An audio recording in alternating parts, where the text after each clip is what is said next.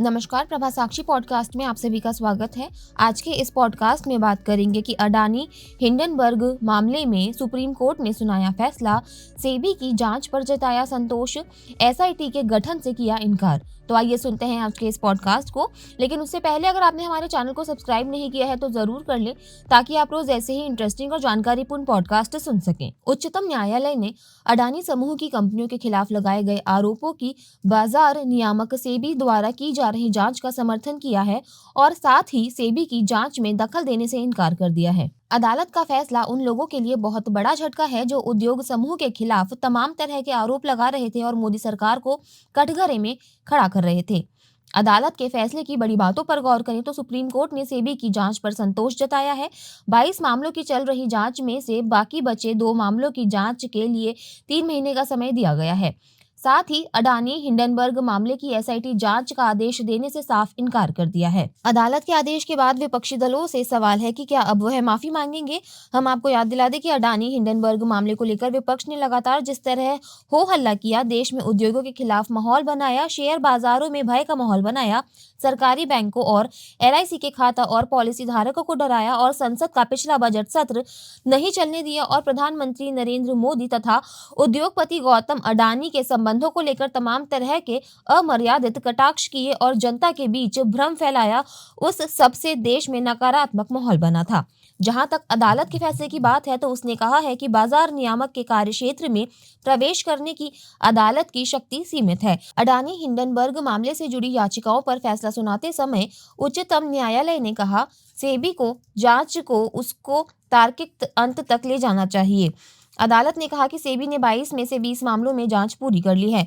Solicitor general के आश्वासन को ध्यान में रखते हुए हम सेबी को निर्देश देते हैं कि वह अन्य 2 मामलों में 3 महीने के भीतर जांच पूरी करे। अडानी हिंडनबर्ग विवाद में उच्चतम न्यायालय ने यह भी कहा है कि मामले के तथ्यों को देखकर ऐसा नहीं लगता कि जांच विशेष जांच दल या अन्य एजेंसियों को सौंपी जानी चाहिए। साथ ही सुप्रीम कोर्ट ने कहा कि विशेषज्ञ समिति के सदस्यों के हितों के टकराव के आरोप निराधार हैं। सुप्रीम कोर्ट ने केंद्र सरकार और सेबी को नियामक ढांचे को मजबूत करने के लिए एक विशेषज्ञ समिति की सिफारिश पर विचार करने को भी कहा है।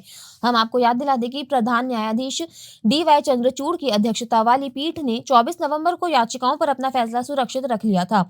न्यायालय ने अपना फैसला सुरक्षित रखते हुए कहा था कि शेयर बाजार नियामक सेबी को बदनाम करने का उसके पास कोई कारण नहीं है। सर्वोच्च अदालत ने कहा था कि बाजार नियामक ने जो किया है उस पर संदेह के लिए उसके सामने कोई सामग्री नहीं है।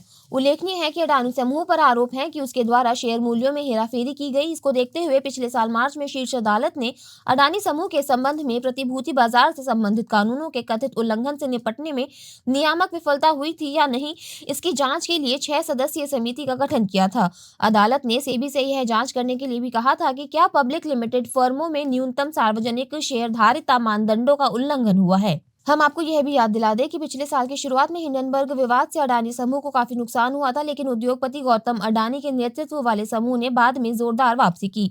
रिपोर्टों के मुताबिक अरबपति कारोबारी गौतम अडानी के समूह ने पिछले साल इक्विटी के 5 अरब अमेरिकी डॉलर यानी 41,500 करोड़ रुपए जुटाए और करीब इससे 2 गुनी राशि के बॉन्ड के जरिए हासिल किए। अमेरिकी शॉर्ट सेलर हिंडनबर्ग की रिपोर्ट में समूह पर लगाए गए गंभीर आरोपों से उबरते हुए अडानी ने निवेशकों का भरोसा साबित किया।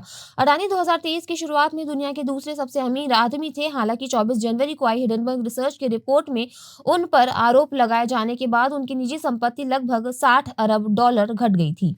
आपको बता दें कि अडानी समूह ने सभी आरोपों से इनकार किया और अपनी रणनीति पर काम करते हुए वापसी की। अडानी 1 साल पहले अपनी संपत्ति के करीब 36 अरब अमेरिकी डॉलर पीछे हैं।